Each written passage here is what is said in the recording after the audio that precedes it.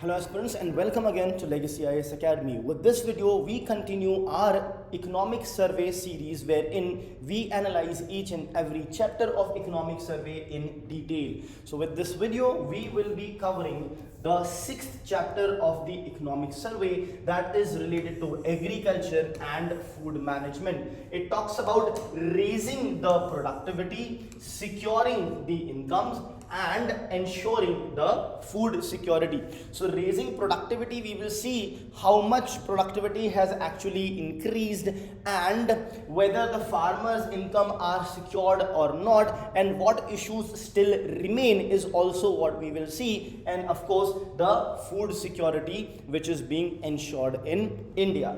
And along with this, we will also see certain schemes that are mentioned in this chapter which becomes important for our examination. So let's get started first with the important schemes.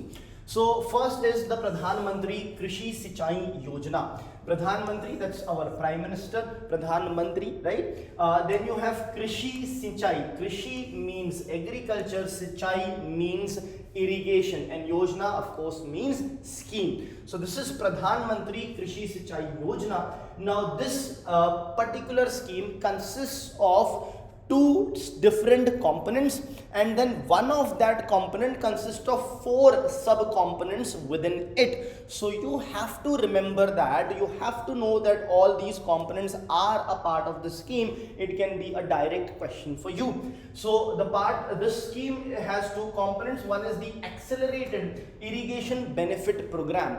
Now what does this accelerated irrigation benefit program does is it fast tracks the facility provision of the irrigation. So the irrigation facility provision projects are fast tracked under this particular subsection of the scheme. Then the next subsection is Har Khet Ko Pani.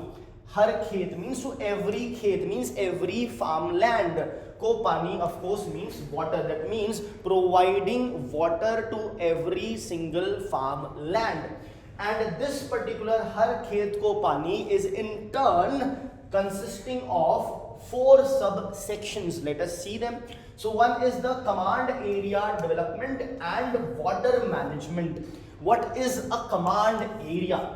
See, there are irrigation schemes. So this word becomes important. There are irrigation schemes and irrigation projects. These projects are made in order to provide irrigation facilities to a certain piece of agricultural land.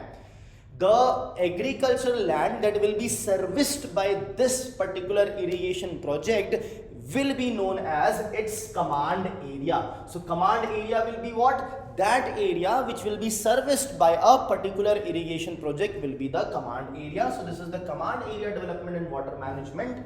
Then you have the surface minor irrigation. Surface irrigation is what is being talked about. Then you have repair, renovation and restoration of water bodies, because irrigation at the end of the day has to come from a water reservoir. Now water reservoir can be underground water reservoirs, or it can be other water bodies like lakes and ponds, etc. as well. So here they are talking about repairing them, renovating them and restoring such water bodies. Then you have the groundwater development. Groundwater, that means that is the water that is underground. They're talking about the development of that as well. So these are the components that are present in the Har Khet Ko Pani subsection. So these are the 4 subsections under this. Now this scheme of course is under the Ministry of Agriculture and Farmers Welfare. Right? So this is what you should remember. Let's move ahead. Next is the Rashtriya Krishi Vikas Yojana. So Rashtriya, national, Krishi means of course agriculture as we have seen. Vikas is development and of course scheme. So National Agriculture Development Scheme is what they are talking about. See, the names are in Hindi, so it of course becomes difficult for people who do not know Hindi. If someone who knows it can directly understand what the schemes, various schemes would be about, but we try to ensure that we tell you all the translations etc. of the schemes which are in Hindi alone. Now, let's move ahead with this. So this scheme, the most important thing to remember in this scheme is what all are included in this scheme. So this scheme is simply nothing but an aggregation of various ongoing schemes of the government of India that is there. So let us understand what are its components. First is the soil health management. Why the soil health management is required? See, the idea is that the farmers, they use fertilizers and they are indiscriminately using fertilizers without considering what is the health of their soil. So the government has brought out the soil health card under the soil health management, wherein you can take the sample gets tested and you are told how is the health of your soil. Based on that, you are recommended the amount and the type of fertilizer that you should be using. Next is rain-fed area development. So development of the area where rain-fed agriculture is done. Then next is agroforestry. So for example, this is your farmland. This is where your crops are growing. What you also do is you grow trees and at the periphery, that means at the boundary of the farmland. This in this way there will be agriculture plus forestry, known as agroforestry. This is a very sustainable method of doing farming, because you get the benefit of the trees that are also planted. At the same time, the trees provide direct benefit of the income with respect to the fruits that it will be bearing, but in addition to that, it safeguards the agricultural field that is there from soil erosion, from the prevailing winds that are there that can destroy the crop. So all those benefits also come. Then you have the per drop more crop, the scheme related to micro irrigation, provision of micro irrigation. Then agricultural mechanization and crop residue management. Then you have crop diversification program, RKVY-DPR project component, accelerator fund for agricultural startups. So all this is included in the Rashtriya Krishi Vikas Yojana. Right, so these are the schemes that are mentioned, so becomes important especially for the upcoming prelims. Let's now move ahead with respect to the detailed analysis of this chapter.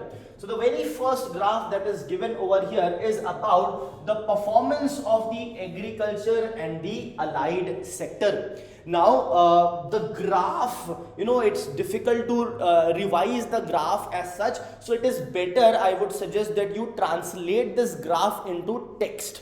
So what all I am going to tell you, those things will be important. You can write those things in your textbook as well. Now, if you look at this performance, it is clear that agriculture, it was quite high in these years, right? And you can see that 4.6% is actually a decline. However, with respect to the previous year, there is an increase. The previous year, there is an increase in 24-25. Why? That is because huge number of heat waves etc. were there over here. But at the same time, you can see agriculture is quite uncertain. From 6.6 to 2.1, 6.2, 4, 4.6, 6.3, 2.7 and 4.6. So you can see the fluctuation in agriculture. You can see the uncertainty in agriculture because it is dependent on a lot of external factors like climate change, like El Nino, the heat waves, the climate extremities that are there. All those things affects agriculture. So that is quite evident over here. Now, in order to show a growth rather than such uncertainty, the economic survey takes the decadal approach and gives us the decadal performance. Right. So of course it is good as a decadal performance. You can see it is the highest, but it also sort of takes away the fact that there has been a lot of uncertainty and there are years when the performance have been terrible, right? So at times this is done. I'll give you that pinch of salt. Whenever you look at the trend, you have to take it with a pinch of salt at times. This is how you will best showcase your performance, right? So this is what economic survey is also trying to do. So understand that component of it as well. But we have to remember for our examination that the last decade of the agriculture that was there had given the highest decadal growth rate of 4.45%, which is a fact. Before that you had 3.4, 2.43, 3.19 and 3.56. You don't have to remember the number. There is some unevenness here also, but this is starting right from 1975 to 84-85. There is a possibility that before that there would have been a very high increase. That is why this graph is not showing that. However, that's not a fact. There is a possibility. Why possibility? Remember, just before 1975 there was what? Green revolution. So in the 1950s, 60s, we were trying to increase our production. We were not able to. At the end, in the 1969 came the green revolution. So definitely 1969 to 1975 there would have been a sudden increase and a huge increase as well. Anyway, in the last 1, 2, 3, 4, 5 decades, the last decade has shown us the highest amount of agricultural growth. Let's move ahead. Now let's talk about the performance of the allied sectors. What are allied sectors? For example, livestock rearing, fisheries, etc. are the allied sector of the agricultural economy. Now in this, if you have a look at, so you have livestock, which is given in yellow, then fishing, that is given in red. So over here you can see there is a considerable increase. There is a considerable increase here as well. And then you have agriculture and allied sectors combined. So this increase is continuous because it is combining it with the livestock as well as the fishery sector, or else if you avoid them and take only the remaining agricultural part, there would be ups and downs. So remember that this is agriculture and allied activities, that has seen a consistent increase. Next is the production of food grains and horticulture. Now one important thing, I have included this graph to tell you one important thing, that see, if I give a statement, factual statement, and I say that horticultural crops production has increased food grains, you may think that that may not be the case, because food grain majorly, let's say it includes wheat, rice, of course other things as well, right? But wheat and rice, huge amount, India being the largest producer of rice, then what will happen is you may think that food grains would be the highest, but that is not the case. It is now a fact that the horticultural crops are more in production, are produced more, or whose production is more than the food grains. So if you can see, the horticulture is given by purple, right? And this 2011-12 is the year when horticultural crops were less than the food grains. But what has happened after that? After that, you can clearly see that the horticultural crops have been consistently more than the food grains. Is that clear? So what you should remember, that the total amount of food grain produced is less than the total amount of horticultural crops that are being produced.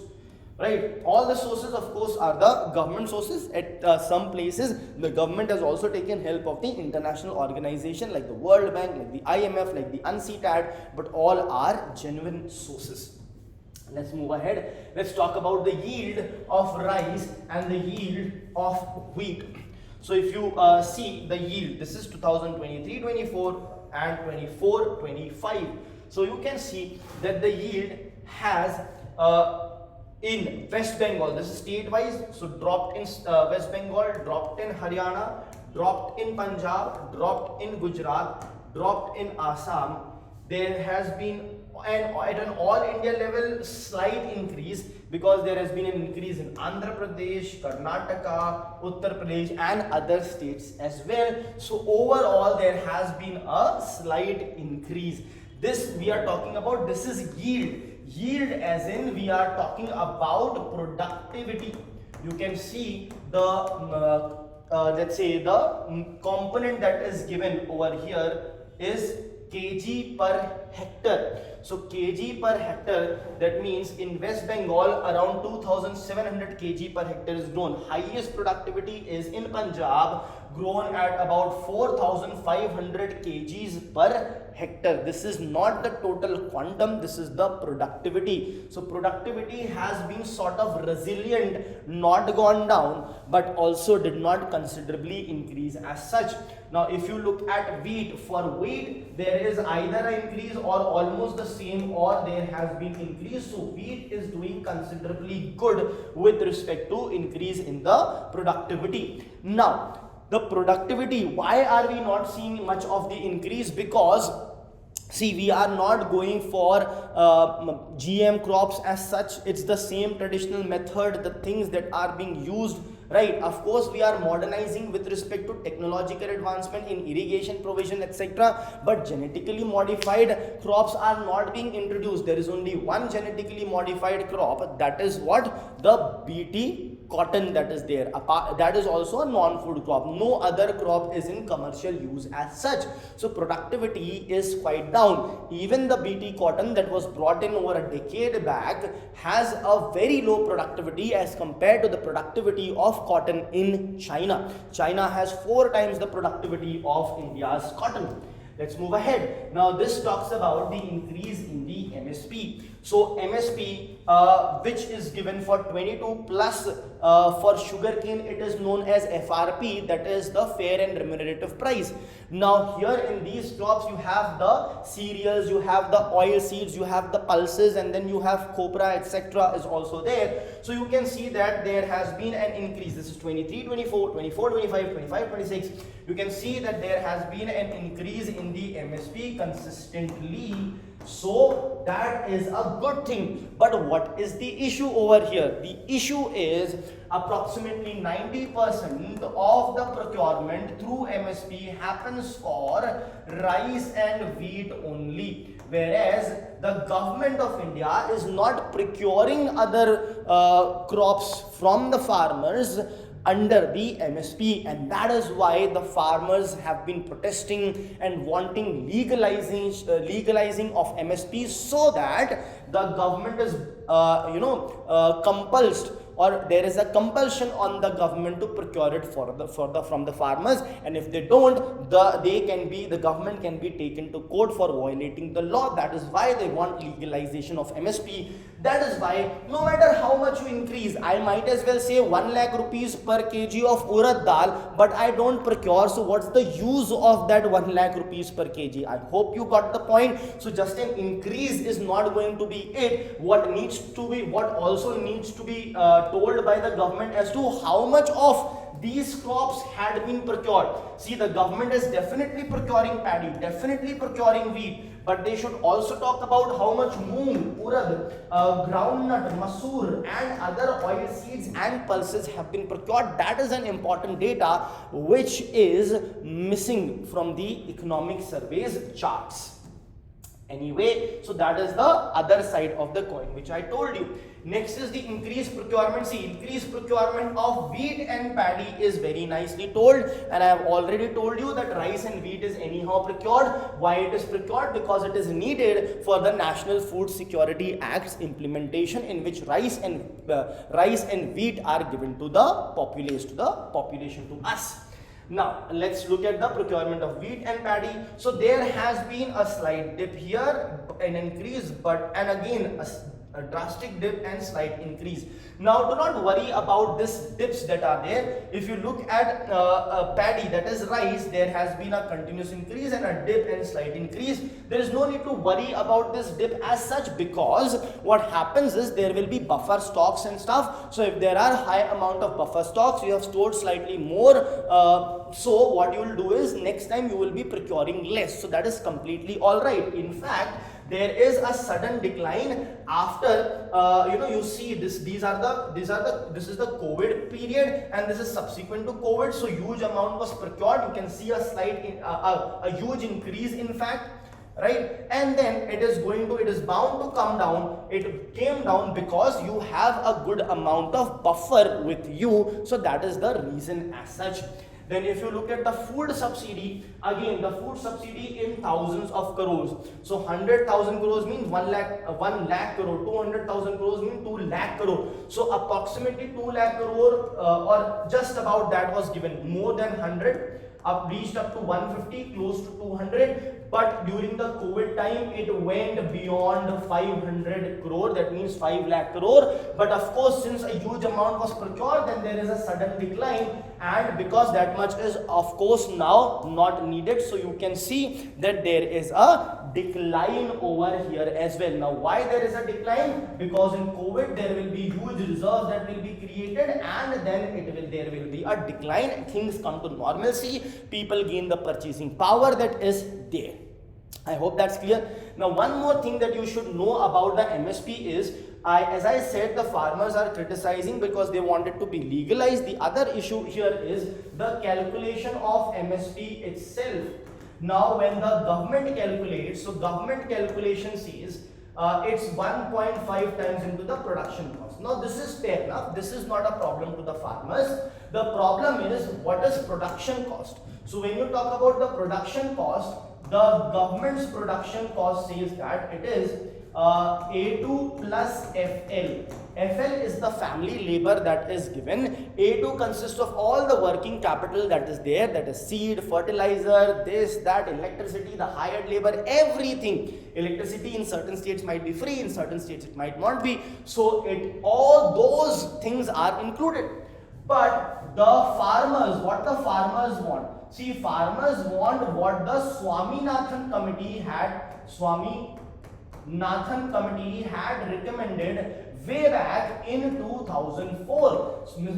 MS Swaminathan, who is considered the father of Indian Green Revolution, he was the one, his Swaminathan committee was constituted, which came out with a recommendation for calculating MSP, which is of course 1.5 times the production cost, but it said that the production cost should be equal to A2 plus FL, which is already present here, plus along with it there needs to be C2. Now what is this C2? This C2 is the opportunity cost foregone on the land on which you are doing farming. Now what is this opportunity cost? Opportunity cost is the price of the cost of the second best option. For example, since you are using land for agriculture, you cannot use it for anything else. If you would have used it for something else, you would have got some rent or something out of it. So land is also an asset which you are bringing, which also has a rental cost to it. That is not incorporated, and the farmers want it to be incorporated. Even the Swaminathan committee said that it should be incorporated. However, the government as such does not incorporate that, and that is another tussle going on between the farmers and the government of India. So this is about the agriculture chapter. Stay tuned with Legacy IAS Academy. Subscribe to the channel, hit that bell icon so that you get the notification the moment we make the next video live on economic survey. Thank you.